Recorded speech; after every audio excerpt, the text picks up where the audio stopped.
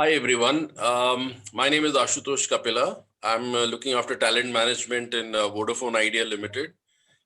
And resilience, as the word sounds, and I'm going to be speaking on learning to build a culture of resilience. It's a big word today. It's a buzzword today, and it's a foundation of strong leadership today.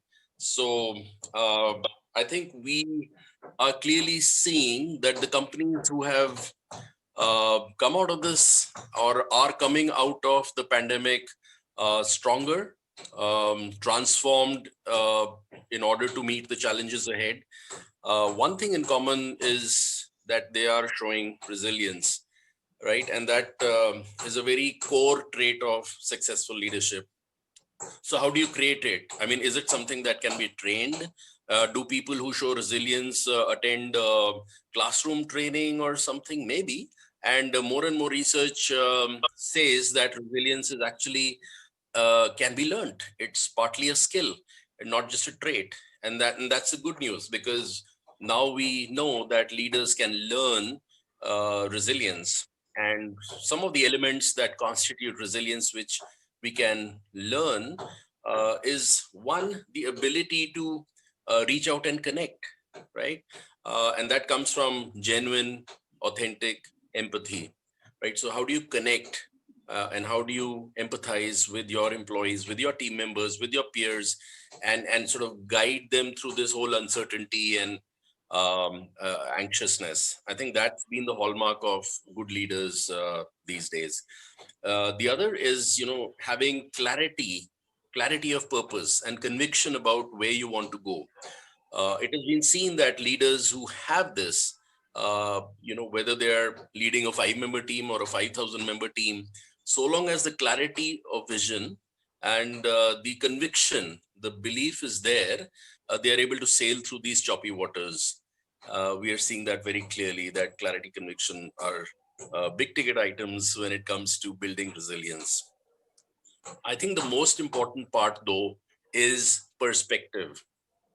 Resilience, the moment I hear the word resilience, I think of the generation, my parents' generation who survived partition, one of the biggest exodus of mankind, by an artificial line drawn across two countries. Suddenly 10 million people were displaced. They were homeless, they were refugees, they had nothing. From a stable peaceful life, they became homeless refugees. Think about that.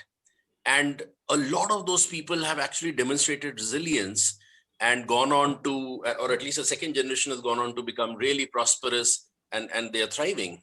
That teaches us a lot. The perspective is, get up, dust your backside, move on, make things better, right?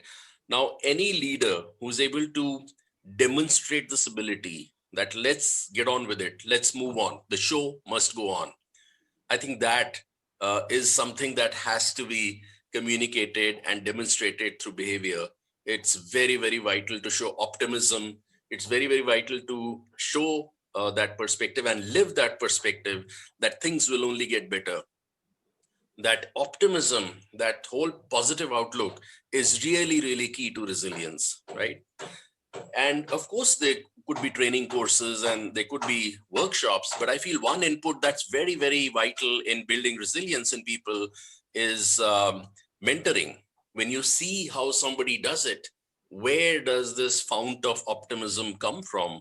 How does this person rally and align so many other employees, whether they are immediate team members or sometimes the larger team or the organization? How does it happen? And that's where you learn some of the tricks and trade of building resilience, and I think that's really important. And lastly, I think it requires a bit of courage and also emotional strength. Something that we call grit. You have to go through with it, and you have to display the courage to go through uh, bad times, through volatile times, through uncertain times. Because if you, as a leader, are not, if you're nervous and anxious and showing the signs of anxiety, I don't think that your leadership would be effective. So those are my 2 cents on resilience.